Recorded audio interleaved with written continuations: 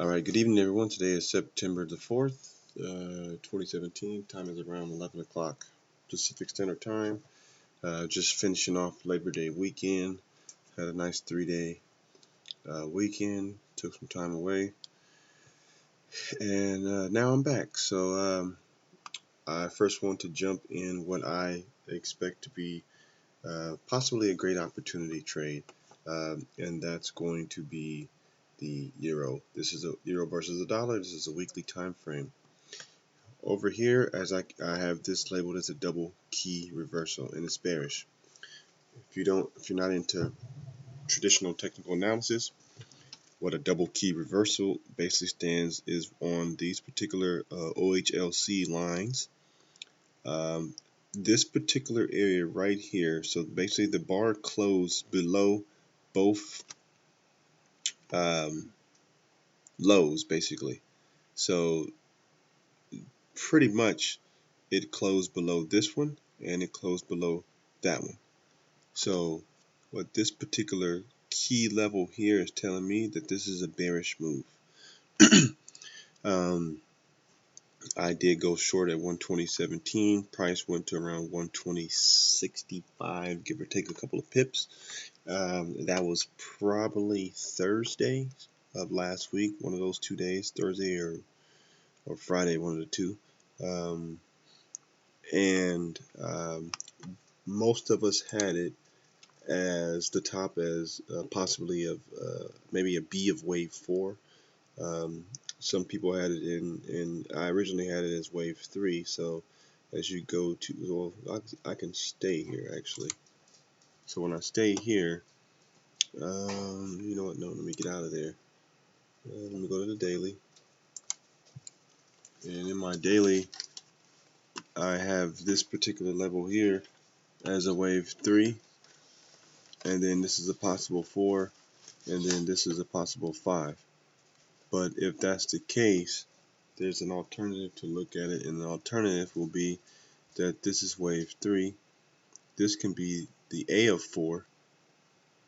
Here can be B of 4, and now you can see wave C possibly come to like 1760, 1750, give or take. For C of 4, then you can see D of 4 come back up, and then E of 4, and then 4 will basically end somewhere around like 1760, give or take, and then you'll see one more push up above 120, above 120.72, preferably into the 121 range. But based off of that key reversal on the weekly, there's giving me a high probability that there's evidence to the downside. This is just on a daily time frame. If you look at a small time frame, you can clearly count 5 ways down. So anyone who knows Elliott, basically, if you see that, it's a high indication that it is possible that this could be the top of wave 5, and now you're going to start, and that will basically be the end of wave 4 on a weekly time frame. So this 5 will be the Y of 4 of a WXY. So going back to my weekly, just to take a look at that.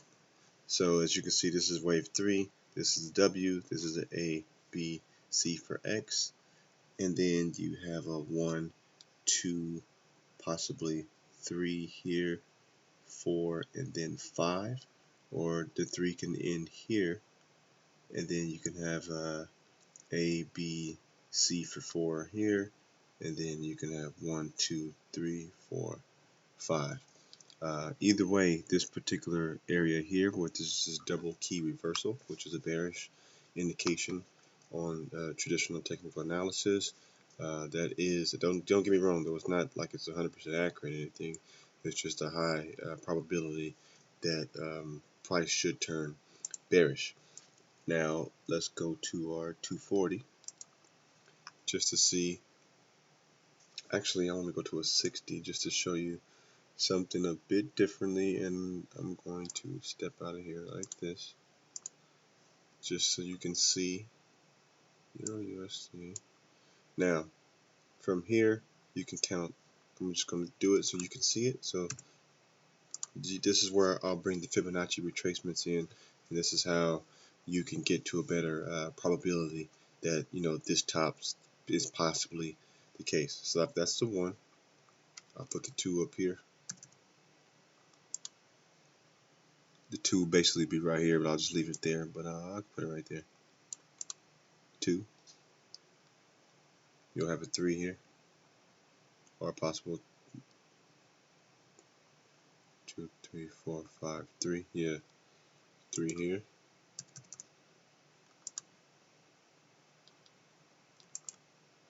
4. And then you have a 5 of 1.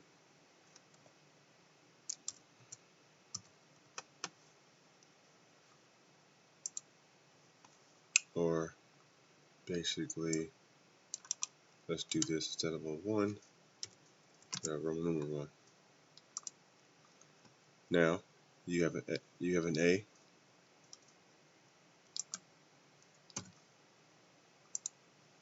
have a B.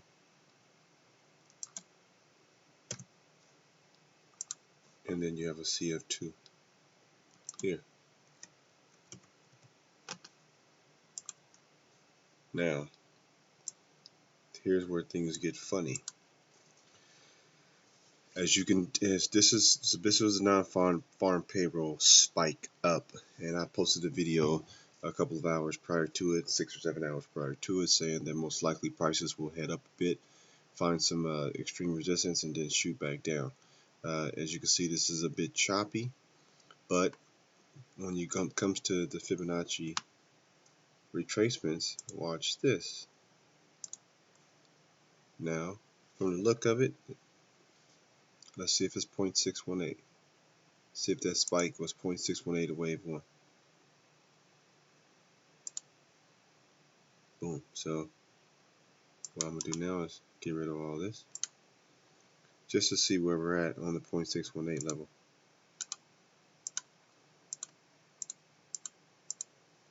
Move it to the right so we can see a little bit better. And boom. So this impulsive wave down, this particular retracement or correction was just shy or just above 0.618. So it literally went on a spike. 0.618 was at 1975. Prices went to 1980. So it's still 0.618 at the end of the day. Now, another way to look at it, let's see how this adds up. So normally, well, the rule is in a correction, wave A tends to equal wave C at 100%. Basically what I mean by that is from the bottom of this to the top here is A. So if I bring an extension from the bottom here to the top here and then down to the bottom of B, that should give whatever 100% of it would be, let's see what that is. So it's not always 100. It tends to be inequality, but it can often sometimes go to 1.236, 1.32, 1.618, sometimes even 200%. But normally wave A tends to be in 100% equality of wave C. So let's give it a take and see how that's looking. So I'll do this from A, this from down to B, and voila, what do we have here? Exactly 100% equality. This is why the Fibonacci and Elliott combined it's a pretty good tool to have for sure. So now that you have wave 1 down, basically, so this is the reason why I'm showing this particular portion of it is that this is to give you the higher probabilities if it's a bearish move, or if you're going to expect to see another wave up. That doesn't mean that prices cannot continue to go up just because I drew my conclusion that this particular move down was retraced 0.618, so I can call that a wave 2, or just because my A equaled C at 100% to the T doesn't mean anything. The market is going to do what the market is going to do. But what it does mean for me is that my risk in this particular market is greatly it's reduced, basically, because now with the particular money that I have on the table, I can take money off, or I can get ready to add.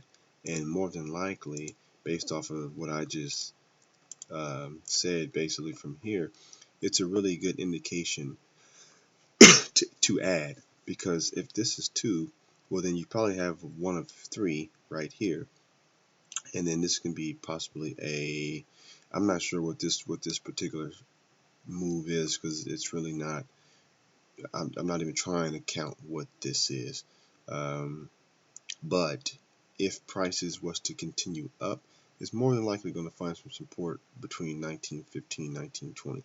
So in that particular case, if I wanted to add another contract on somewhere around here, if it got up to 1927, or even right here, I can add on another half to make it one full contract or more, and I can expect prices, if this was the 1 and this is the 2, well, wave 3 should travel 1.618 times the length of wave 1. So let's take all this off to see, is my risk worth the reward? It's actually going to be the title of this. I'm going to stay on this particular market for today's video.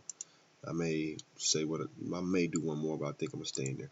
But so now, if wave 3 tends to travel 1.618 times the distance of wave 1, so then you measure from the top of wave 1 to the bottom of wave 1, and then you measure, and then you bring it up to the top of wave 2, and then now you shrink it a little bit, and then basically what you do from there, just to make your chart clear, I'm going to take all this off. I'm going to keep the 100% because it has to travel a minimum distance of 100%. Wave 3 would have to. So 161.8. So let's see what that's going to do. I'll bring this over. Boom, boom. And it's not even up there yet because it's so far below. So 1.618 is 1580. So if this is wave 1 and this is wave 2, and this is 1 of 3, and we're working on 2 of 3, the end of wave 3 will come somewhere close to 1580. I got in at 2017, 1580. You're looking at nearly 500 takes.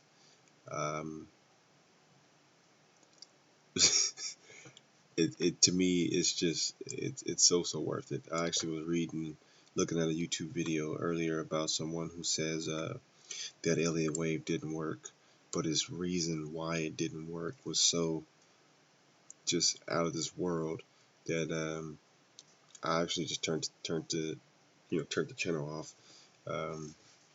It doesn't work for everyone, that's for sure, but my whole reason for posting these videos is not to show anyone that it does work. I'm not looking to gain anything out of posting these videos from anyone. It's just more like if you're looking at these videos and you've been introduced to Elliott before, then you clearly know that it works. But for whatever reason, for some, because you don't have you're lacking some of the knowledge, it's currently not working for you. That's when I'm hoping my videos can come in and help the person who has already studied Elliott and knows the basics, but need to continue and persist in, and looking at stuff to be like, oh, and get that aha moment, to where you're like, now I get it, because you followed and you already know it, but you just need to continue to see it to understand it. And that's the thing. When you purchase a course, whether it's on Elliott Wave or technical analysis or whatever, you may get that instructor for a few weeks or a month or whatever, but you're not going to get that person when you're stuck and you really have those particular questions, unless you're going to continue to pay. And that's where traders go wrong, because you can't continue to pay an instructor and be able to trade the market, with a sizable account. So you end up taking a bunch of losses, and then all of a sudden you're stuck, and then eventually after a couple of years or months you realize that trading is not for you. Hopefully these videos can kind of change that, and you can clearly see that hopefully from looking at these, you'll eventually be able to understand Elliott, and then we just basically create a community around that, so that we're constantly scanning different markets and coming up with the best probable um, scenarios on when to trade it. If this was an alert service, it wouldn't work, and that's why most alert services do not work, because it doesn't teach you how to trade. You're just taking someone else's alerts, and then all of a sudden when you take a loss, then you're blaming the person who sent out the alerts. But the guy who owns the alert services, little does he or little do you know that he's only sending out a bunch of alerts because he's taking so much heat from his subscribers. What I mean by that is he's not giving you the best opportunities basically that are out there. He's just putting out what's possible, and just going just for the fact to keep everybody cool because they're paying him monthly. So basically you take 5 or 6 trades a month because he's putting out these trades, but neither one of them are any good, so you end up taking a loss anyway. So most alert services are really not that great. You're better off learning how to trade on your own, and then you join a community of traders who share the same interests, and then you guys can scan the markets together. You look for trades, and then you make up your own determination if that's the best trade for you. You only should focus on 3 to 4 markets at a time. I will say max 5, and most of the dollar pairs are the ones that's going to give you the most volatility. So some of these cross pairs are great for long term, but for scalping purposes or anything like that, or swings, they're hit or miss. And a lot of times the Elliott tends to work, and then sometimes it tends to not work. But for the dollar pairs, it's pretty good. And this is why I'm only focusing on the euro right now. With this, I am going to move over to the pound, however, but just to cap the euro, basically, I have this as a 5-way move down for 1, and I have this as a 2. So this should be basically the 1 here possibly, and this may be working on the 2 of 3. And then if everything is correct, we will see prices at least bare minimum go to 1.1733. So if you are thinking about entering the euro short, hopefully I gave you a really good reason to enter short. I'm not saying you should take the trade. I'm not saying you already see I'm already in it. My thing is just when I'm going to add more on. So you don't have to take my advice. I'm already in the trade. So I'm going to move on. Let's see. And here's the pound. I literally just got back in the pound because I figured that this would be a possible pretty good trade going long with a very tight stop. So I have this 5-way move down as a 1. I have the A here. I have the B here, and then it's possible a A of C, B of C, or this is a 1. This is only a 3-way move. So this is an A of C possibly. Then maybe this was a B of C, if not somewhere around here, B of C. It can even come to 128.85, but I'm not willing to risk that much. But if prices does find some support at around 129.13, which is where I'm expecting it to find some support here, and move up, my stop to get in at 129.26 and have a 26 tick stop, and I expect the market to go to about 130.50. That's a little over 100 pips. So I think the reward is a lot greater than the risk. That doesn't mean that I can't get stopped out, and if I do get stopped out, then I may re-enter. And if I re-enter, I'll re-enter somewhere in here. But maybe this is not the correct count. But last week, I've been pretty good at kind of knowing what's going to happen in the pound. It's not easy, but it's pretty accurate in the dollar pairs to kind of get a real good take on what the market is doing. It's not that easy in the cross pairs, however. So if my indications are accurate, we have the A here, we have the B here, and then we have another A for C, or A of C, and then we have a B of C, and then we're going to have a 5-way move up here. So basically it'll be a flat wave C, basically. if we'll let that kind of play itself out. So we'll see tomorrow what the market does. I'm either going to get stopped out or I'm going to be up a few pips.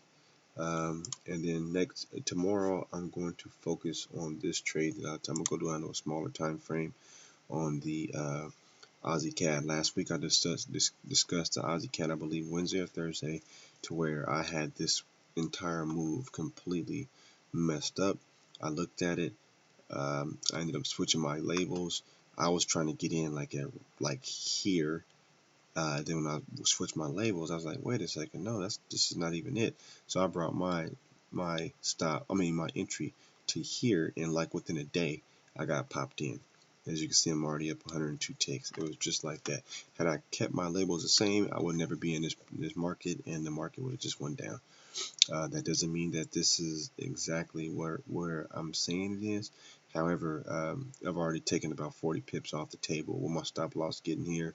So as long as the market continues to go down, it's still a great trade based off of an error that I caught by just looking at the market. So I mean, it comes with that. One more thing I did want to discuss is with I ended up getting popped out of this market. The yen. Let's see what's going on with this yen. I got popped out of the yen. Let me do this. Let me restart that. USDJPY. So I got popped out roughly. I about 50 pips. I ended up taking off the board. But this discount, I want to see if it's gonna pop out and bust through this moving average, or if it's gonna break through this moving average. It's looking like my angle up was this, my arrow up was this, and it's possible that we may see prices move to the downside. Not right away all the way to 103 from 108, but it may make its way and break through my 200 weekly moving average. So I'll keep an eye on this one, but it doesn't seem like there's no good opportunity in there. The opportunities appear to be in the euro to the downside shortly, and possibly maybe about 50 to 100 ticks in the pound dollar to the upside. But ultimately, the dollar should be getting stronger temporarily pretty soon. I'll be back tomorrow. Hope this helps if you guys are actually in any of the trades that I just mentioned. I'll see you tomorrow. Happy